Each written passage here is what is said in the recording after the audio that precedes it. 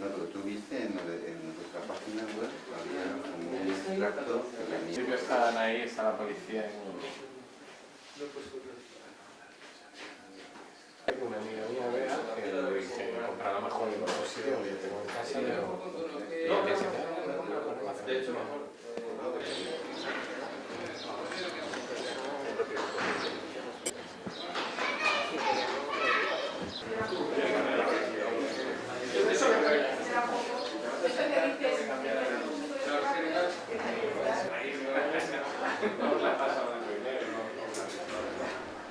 Bueno, el libro surge de la constatación de que la crisis económica es algo más que una crisis estrictamente económica. A medida que esta avanza, comprobamos que los impactos económicos son enormes, pero mucho más allá de eso, la crisis tiene una dimensión política indudable, y eso es lo que yo creo que nos impulsa y que de alguna forma nos plantea el meternos en un terreno que yo creo que no habíamos analizado otras veces, al menos como grupo, como colectivo, que es el ámbito del análisis político y de la intervención política, ¿no? Soluciones ante la crisis, eso es, yo creo que es siempre muy difícil, y realmente nos planteamos si realizar un final de libro con propuestas, con soluciones concretas. Somos un colectivo muy diverso. En realidad estamos 10 autores escribiendo y con perspectivas políticas también diversas, dentro de la izquierda pero distintas. Entonces sí que dejamos un par de capítulos al final donde planteábamos ciertas propuestas de salida de la crisis, pero sin realizar un programa político muy concreto.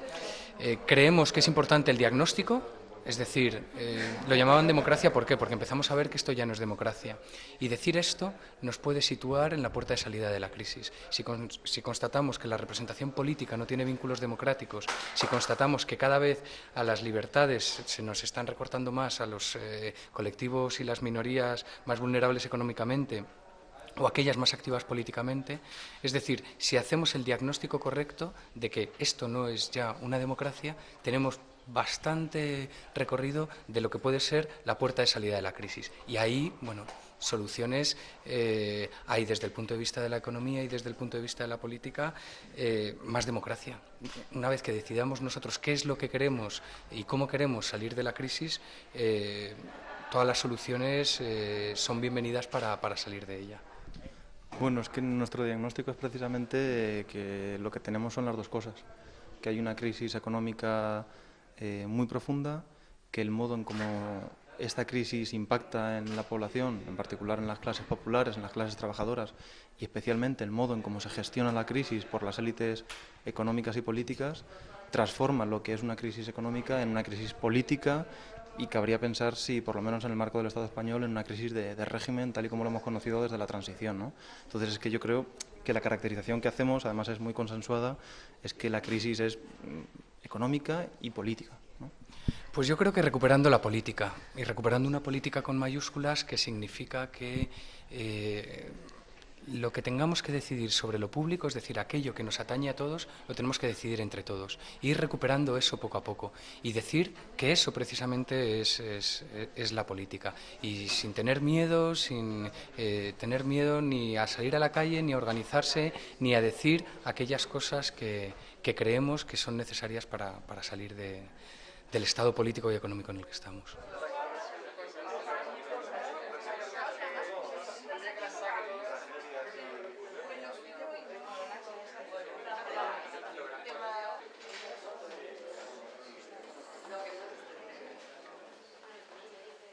Yo creo que la mesa de hoy es excepcional para eso.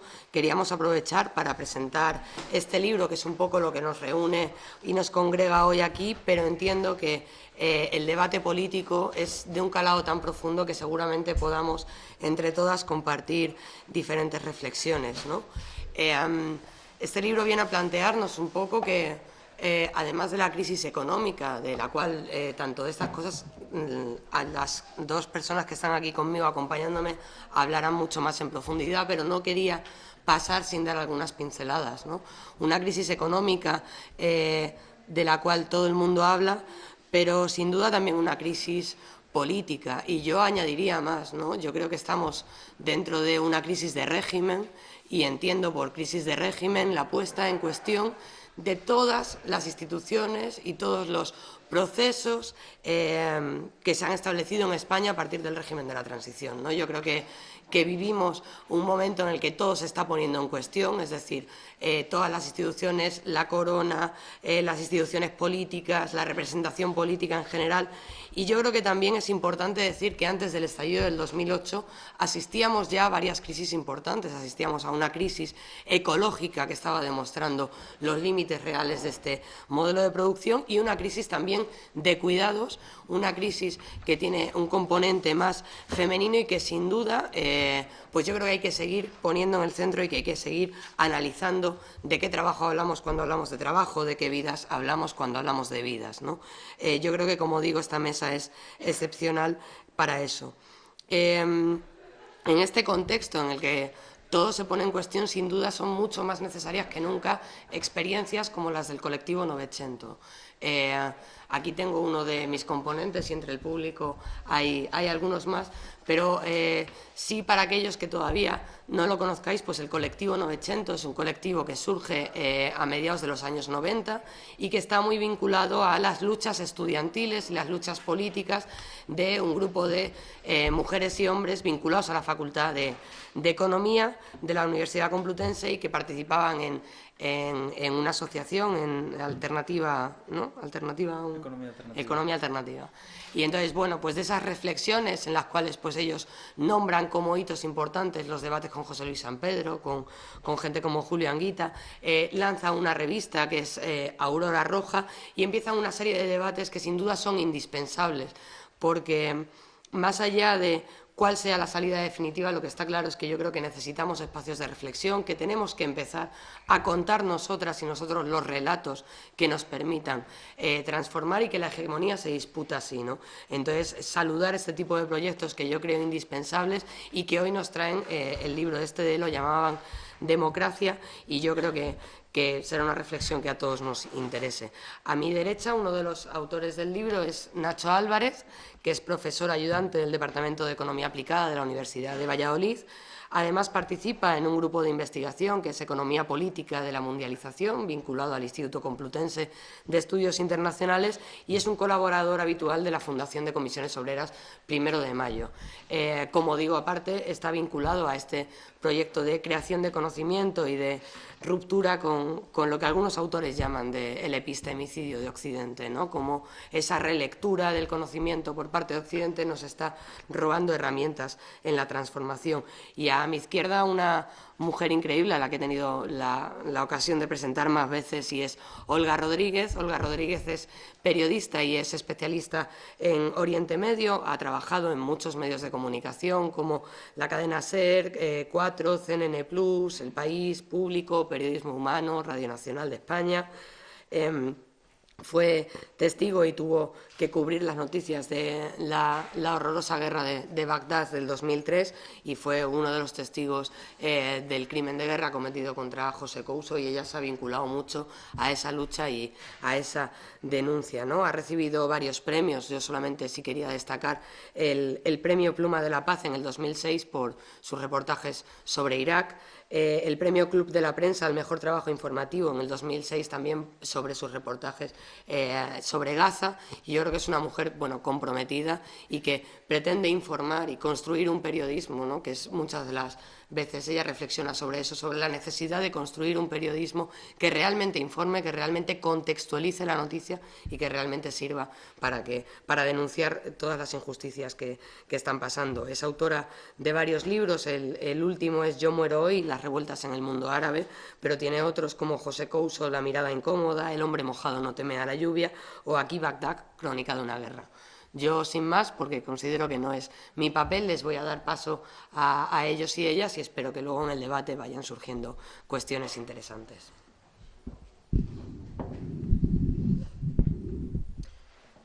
Bueno, buenas tardes, gracias por invitarme. Es un honor estar presentando este libro. La verdad es que yo sigo al colectivo desde hace mucho tiempo. Agradezco su labor porque nos orientan a muchas personas y en estos momentos, además, su papel es de vital importancia. Voy a dedicarme a desgranar algunas de las cuestiones que se abordan en este libro, que considero que es muy necesario. La verdad es que, más allá de las reflexiones que se abordan, están también, y yo subrayaría la importancia de las propuestas que se mencionan al final, ¿no? Que no se limita a describir una realidad, sino también a plantear modelos alternativos y a plantear las necesidades que habría que abordar en estos momentos. Pero, indudablemente, y además, en mi caso, siendo periodista, es inevitable ir subrayando algunos datos con los que te vas encontrando a lo largo de las páginas, a través de los cuales, desde mi punto de vista, se puede entender muy bien la realidad que estamos viviendo en estos momentos. Y yo me voy a dedicar a mencionar tan solo algunos de estos datos que he escogido un poco al azar a lo largo de estas páginas y que considero que, bueno, son demoledores. En realidad describen lo que ya sabemos, pero de una manera, los datos, la verdad es que tienen esta contundencia, ¿no?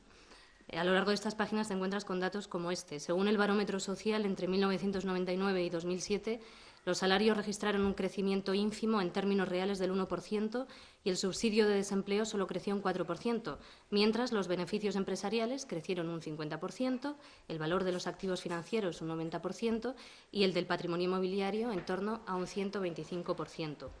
Otro dato, según datos del Ministerio de Empleo, desde el 2009 el crecimiento salarial no alcanza al de los precios. Otro dato, el Banco Central Europeo ha concedido a los bancos españoles más de 340.000 millones de euros públicos en forma de créditos a intereses muy reducidos. Otro dato, en 2002 el patrimonio del 10% de las familias más ricas era 4 veces superior al del hogar medio. En las 2 últimas décadas esas familias han acaparado más del 30% de la renta nacional. Otro dato, a finales de 2006 solo 1.200 personas formaban parte de los consejos de administración de las empresas cotizadas en bolsa. Un 0,003% de la población controlaba un valor de cotización equivalente al 80% del PIB de la economía española. Podemos seguir así a lo largo de todas las páginas, ¿no? Todo esto, evidentemente, establece fuertes vínculos entre el poder económico, financiero y político, y también se menciona esto y se aborda esta cuestión. Por ejemplo, se habla de la presencia de políticos en los consejos de administración de empresas. Felipe González en el Consejo de Administración de Gas Natural, la cual compró a la pública Enagas cuando él era presidente del Gobierno, a precio de saldo. Aznar en Endesa, privatizada por él mismo cuando él era presidente, o Elena Salgado en una de las filiales de esa misma empresa. Rato, Zaplana y otros integrantes del Partido Popular en Telefónica, también en Telefónica Javier de Paz, procedente de las Juventudes Socialistas, Solves en Enel, la eléctrica italiana que fue autorizada a comprar Endesa por él mismo, etcétera, etcétera. Otro dato, ya al inicio de la crisis, en 2007, el 62% de la deuda del país procedía de grandes bancos y empresas.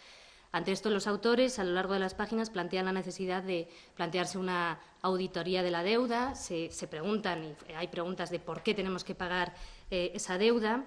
Otro dato que se menciona a lo largo de las páginas, entre el rescate bancario solicitado por el Gobierno a la Comisión Europea, los recursos empleados en la liquidación y venta de cajas de ahorros y el inminente desembolso asociado a la creación del Banco Malo, se estaría hablando de unos 120.000 millones de euros, algo que es equivalente aproximadamente al 12% del PIB.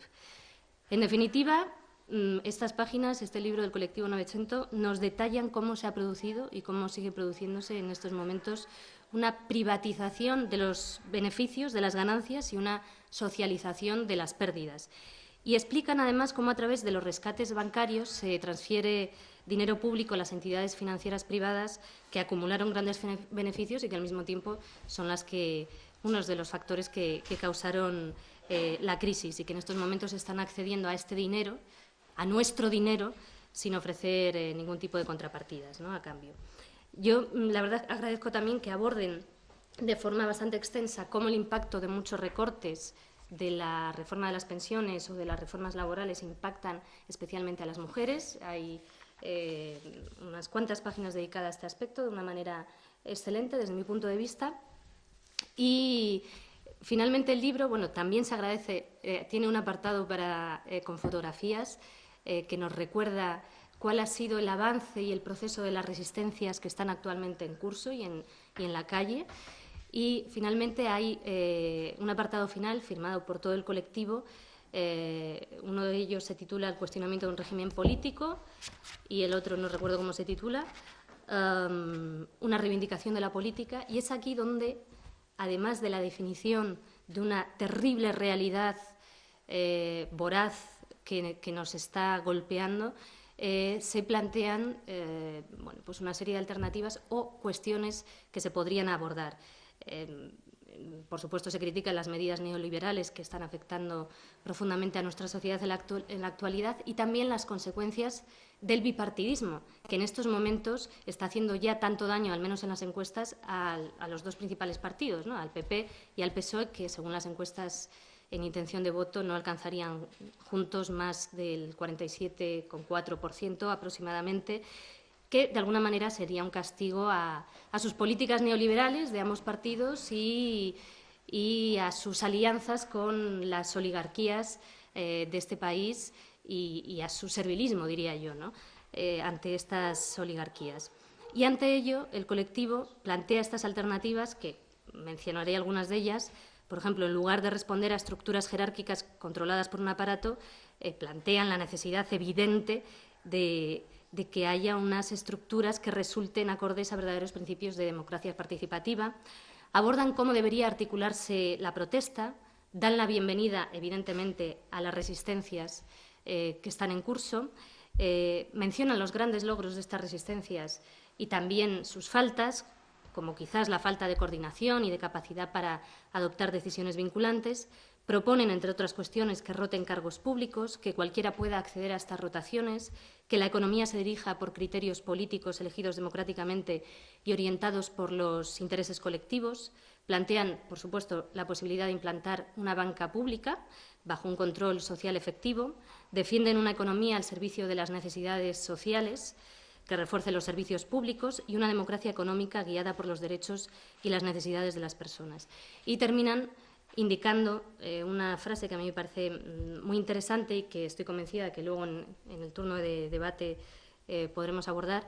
Hay que pasar del ágora a la asamblea, de la reflexión y la protesta a las decisiones vinculantes. Para ello hay que articular un nuevo sujeto político surgido de las resistencias sociales en curso. A mí me parece un libro interesantísimo que desvela muchas cuestiones y que al mismo tiempo da un paso más que buena parte de los libros, dejando muchas preguntas, planteando las necesidades que tenemos en estos momentos a la hora de actuar, no solo describiendo, sino el qué hacer, ¿no? Cuando estaba terminando de leer este libro anoche, me acordé, la verdad, no sé por qué, del artículo 25 de la Declaración Universal de los Derechos Humanos, que me vais a permitir que lea.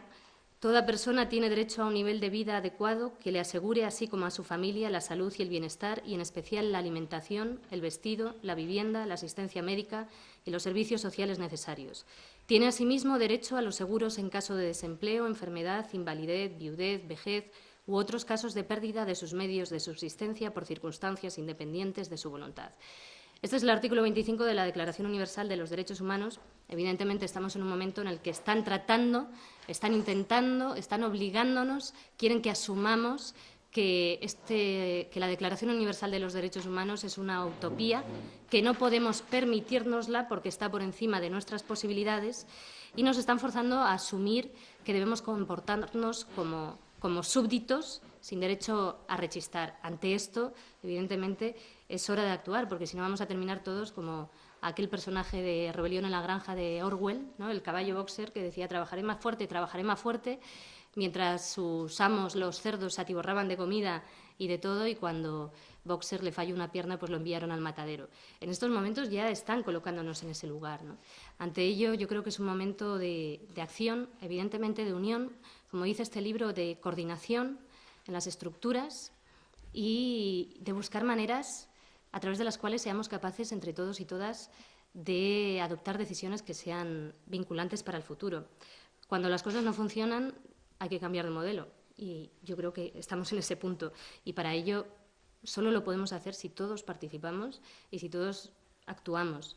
Yo tuve la suerte de conocer al historiador estadounidense Howard Zinn hace unos años en Nueva York. Él siempre hablaba de las incontables pequeñas acciones de la gente desconocida, y siempre decía que hay momentos en la historia en los que esas incontables pequeñas acciones de la gente desconocida pueden conformar la base de esos momentos grandes que a veces cambian la historia, porque existen, aunque nos parezca en estos momentos, desde este hoyo, que no existen. Yo creo que este momento actual es uno de esos momentos en el que todo suma y en el que 1 más 1 más 1 más 1 más 1 más 1 más 1 marca la diferencia.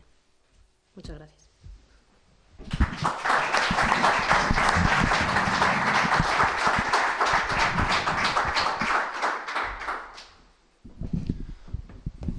Bueno, muchas gracias por la invitación a la librería, por la presentación tan amable. Muchas gracias por ese resumen, yo creo, tan amigable del libro y al mismo tiempo yo creo que tan riguroso. Muchas veces es más fácil hacer un resumen por alguien que lo lee con una mirada objetiva, como me parece que lo has leído tú, que por los propios autores. La verdad es que a mí me hubiera sido difícil hacer un resumen tan rápido, pero al mismo tiempo transmitiendo tan bien lo que el libro quiere plantear. Con lo cual me sirve y me permite centrarme en aquellos elementos que me parece que pueden tener más interés para el debate, ¿no? En particular, en las últimas cuestiones que nosotros queremos tratar, en las últimas cuestiones que trata el libro, las relativas a la caracterización de la situación política del momento y la pregunta de siempre, ¿no? Y bueno, ¿y ahora qué hacemos, no? A partir de ahí, ¿qué hacemos? Porque yo creo que tenemos grandes acuerdos seguramente en muchos sitios, ¿no? La crisis actual es una crisis, decíamos antes, económica, una crisis de una profundidad enorme, pero es una crisis que no solo es económica, sino que por su propia profundidad, por su propia dimensión, y eso se plantea en los primeros capítulos del libro, torna en una crisis que va más allá. Los efectos que tiene son tan contundentes en el terreno de la desigualdad de rentas y de la desigualdad patrimonial, acentuándola y reforzándola. En el terreno de la desigualdad entre hombres y mujeres, también acentuándola y reformándola y haciéndola más intensa. Pero también en otros ámbitos, haciendo que olvidemos problemas que eran intensos, que eran importantes, que estaban ahí y que de pronto desaparecen porque la gente tiene preocupaciones mucho más inmediatas y mucho más acuciantes. Me refiero, por ejemplo, al problema medioambiental, al problema ecológico. Esos impactos tan contundentes sobre la vida de la gente, sobre el bienestar de la mayoría social, han hecho que lo que era una crisis económica profunda torne más allá, torne en una crisis política de una enorme dimensión, no solo por los efectos que tiene la crisis como tal, sino por cómo está gestionada por las élites políticas y económicas. El tipo de gestión que se hace de la crisis, que es en definitiva una profundización del tipo de medidas que nos habían traído hasta aquí, la orientación neoliberal que siguen los principales gobiernos mundiales, y en particular las instituciones de Bruselas y los gobiernos europeos durante décadas y que nos sitúan al borde del abismo en un momento dado, son precisamente el mismo tipo de esas medidas corregidas y aumentadas son las que se empujan y las que se fuerzan a partir el giro, ¿no? El giro de mayo de 2010 especialmente. Y eso es lo que determina que la crisis torne en algo que va mucho más allá. En una crisis política, en una crisis, en definitiva, que evidencia algo de lo que también se habla en el libro, que es la crisis de representación. Algo que era evidente solamente para algunas minorías sociales, se muestra palpable, se muestra a las claras para el conjunto de la población. Quienes gestionan el sistema lo gestionan en beneficio propio, quienes gestionan la política lo hacen en beneficio propio, y es solamente una minoría oligárquica, una minoría política y económica, la que tiene capacidad, de alguna forma, de utilizar el sistema en beneficio propio. La deslegitimación, por lo tanto, pasa a ser enorme y el cuestionamiento pasa a ser generalizado. Pero es que además esto se acompaña de otros factores. Paso muy deprisa para ir a donde quiero llegar. Quienes han gestionado el sistema y quienes gestionan la crisis no solo lo hacen teniendo en cuenta las prioridades de las élites económicas y políticas y, por lo tanto, contradiciendo los propios programas electorales que les llevan al gobierno, es el caso de Zapatero, pero también es el caso del gobierno del Partido Popular, de Rajoy, lo que produce ese profundo descrédito y la crisis y el hundimiento del bipartidismo, sino que es que además esos que aplicaron los recortes, poco a poco se va sabiendo y se van conociendo distintos y diversos casos de corrupción que evidencian que el cinturón solamente había que apretarlo para el conjunto de la mayoría, pero no para quienes gestionaban el sistema. Esa enorme crisis de credibilidad afecta además a los dos grandes partidos que habían de alguna forma sido los pilares del sistema desde la transición hasta hoy día. Afecta al Partido Popular y afecta también muy profundamente, lo sabemos por las encuestas de opinión, lo vemos continuamente, la pérdida de credibilidad del Gobierno es enorme, de Rajoy en particular es muy grande, pero todavía sigue siendo mayor y más intensa la del jefe de la oposición, la de Rubalcaba, ¿no? Afecta, decía, muy intensamente a lo que nunca terminó de ser, y en los últimos años mucho menos, la socialdemocracia española. El PSOE, un partido completamente plegado, de alguna forma, a los intereses por su propia simbiosis y por la falta de voluntad de enfrentar esas voluntades de la oligarquía, termina dando con el traste de ese partido y generando una suerte de progresiva pasoquización, está por ver cómo avanza ese proceso, pero de hundimiento en cualquier caso. Pero la crisis, como decía Sara, y yo creo que en el libro se plantea en los mismos términos, ¿no? Estamos de acuerdo en eso, es de régimen, o por lo menos la crisis política es de tal magnitud que podría ser caracterizada y amenaza desde luego con ser una crisis de régimen. Son el conjunto de las instituciones, del sistema, las que están en cuestión. No lo decimos nosotros, que también, pero encabezábamos el capítulo, ¿no?, del cuestionamiento de un régimen político con una frase extraída de una editorial del País, donde el País lo decía mucho más claramente de lo que muchas veces lo ha dicho los distintos colectivos de la izquierda. La mayor parte de las instituciones emanadas de la Constitución del 78 y del ordenamiento social que propició se muestran claramente incapaces para hacer frente a los desafíos no ya del inmediato futuro, sino del mismo presente. Es decir, es un periódico tan respetable, entre comillas, como El País, el que de alguna forma declara y sentencia esa crisis de régimen que afecta a la monarquía, como hoy día comprobamos una y otra vez en los medios de comunicación, que afecta en buena medida a la justicia, que afecta al propio modelo de Estado, en la medida en que hace difícil compatibilizar la democracia y el derecho a decidir con la propia Constitución, que afecta incluso al Parlamento, capaz de tomar decisiones como la reforma constitucional con nocturnidad y alevosía, cuando se nos había dicho durante décadas que reformar la Constitución era la cosa más complicada y más difícil del mundo y que no se podía hacer, y sin embargo vimos cómo se hizo. Que afecta, podríamos decir, abriendo un debate de los que tiene interés abrir, incluso aquellas organizaciones que habían y han y siguen defendiendo históricamente los derechos de la clase trabajadora, por ejemplo, las organizaciones sindicales, en particular el caso de los sindicatos mayoritarios, comisiones obreras y UGT, el tipo de decisiones que se toman desde mi punto de vista y desde el punto de vista del conjunto de los autores en esos capítulos finales, se plantea abiertamente que hay decisiones enormemente contraproducentes, estratégicamente muy dañinas, por calificarlas de una forma suave incluso, con los intereses de la mayoría social y con los intereses de las clases populares. Estoy refiriéndome, por ejemplo, al pacto de pensiones.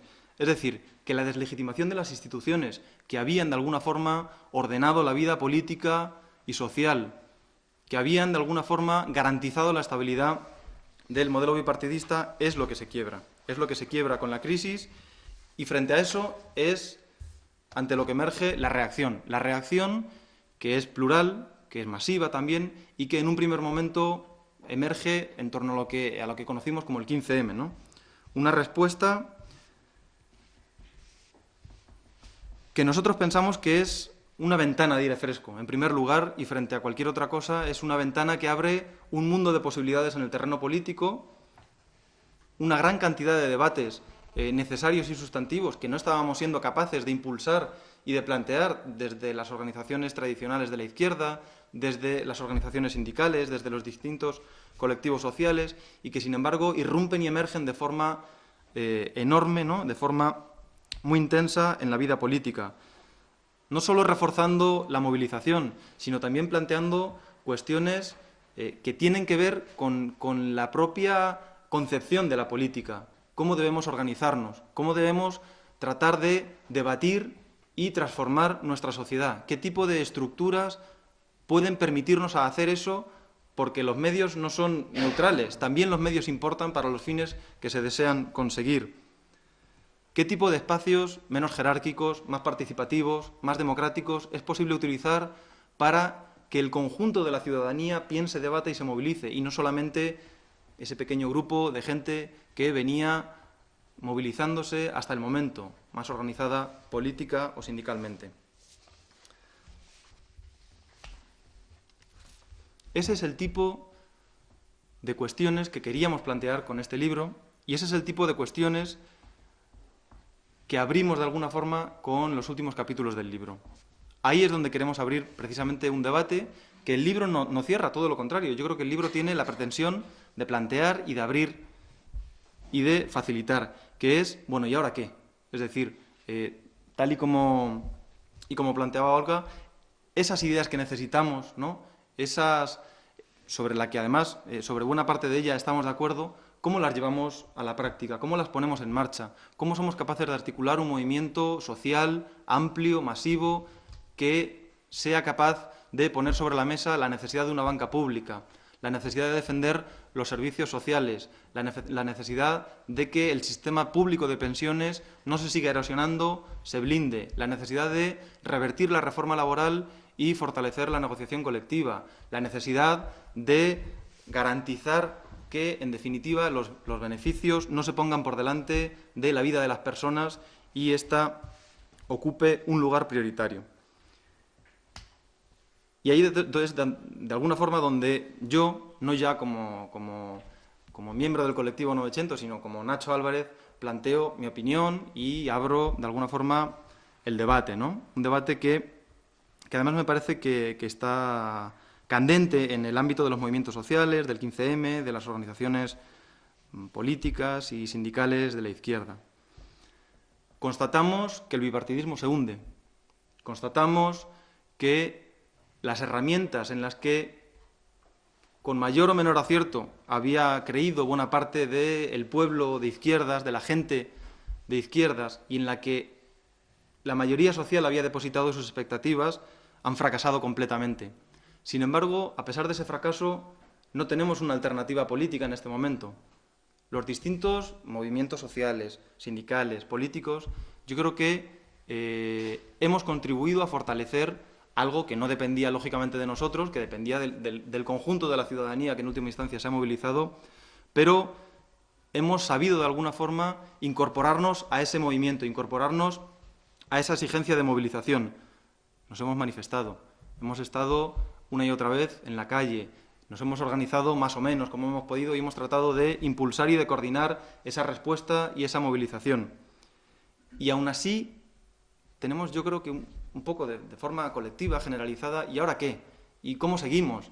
¿Y esto cómo se alimenta el fuelle de este movimiento? Que es necesario, pero que empezamos a tener, yo creo, la sensación de que no termina de ser suficiente, de que con esto no basta, de que hace falta algo más, ¿no? Y ahí entra precisamente el debate que abre, que pretendemos abrir en el libro, ¿no? ¿Qué hacer? Yo creo que la necesidad de construir una alternativa política, llamémosle un frente amplio, plural, que esté anclado en la movilización, qué duda cabe, pero que trascienda la movilización y pretenda dar una respuesta política, incluso en clave electoral, diría yo, y aquí sí que digo diría yo porque en el propio colectivo la pluralidad de ideas es muy grande, yo creo que eso hay que evidenciarlo, y, por ejemplo, no todos tenemos el mismo tipo de expectativas, el mismo tipo de incluso de confianza en la herramienta electoral, pero me parece que tiene sentido plantear ese debate.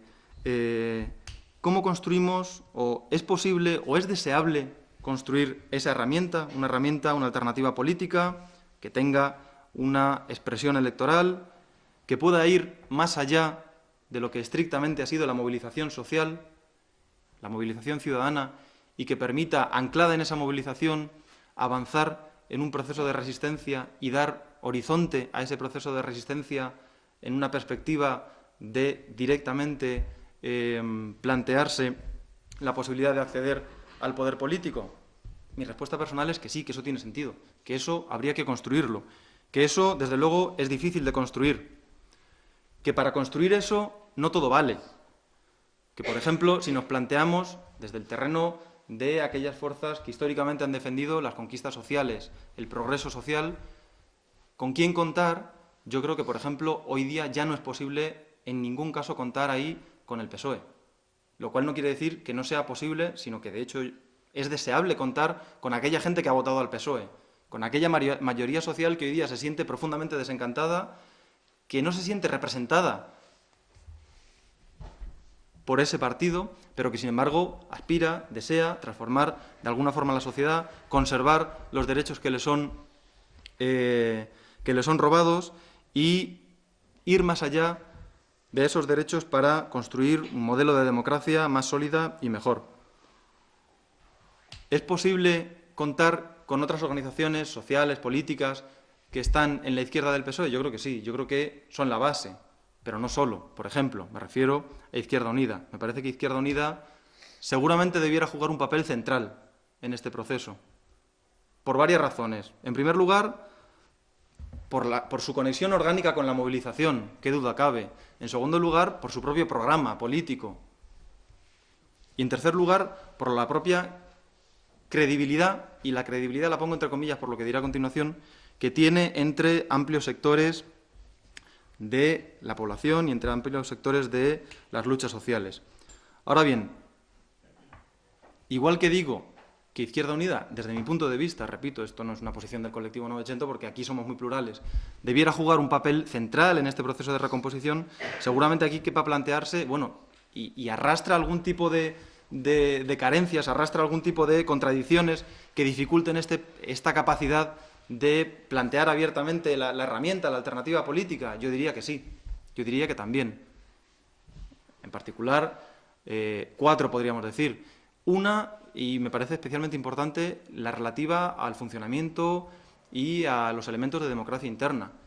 Como yo no formo parte de Izquierda Unida, me permito hablar abiertamente de estas cosas, ¿no? Me parece que si algo nos ha enseñado el 15M a todos, a los que formamos parte de organizaciones políticas, pero a los que no también, es que dinámicas excluyentes, dinámicas que no incluyan a las minorías, que no incluyan las distintas sensibilidades, que no dialoguen desde posiciones de igualdad democráticas, sencillamente no caben en un proceso de construcción de una alternativa política que pretenda representar las aspiraciones y que pretenda formar parte, no solo representar, sino anclarse en la propia movilización social y en la propia necesidad de construir una cosa nueva.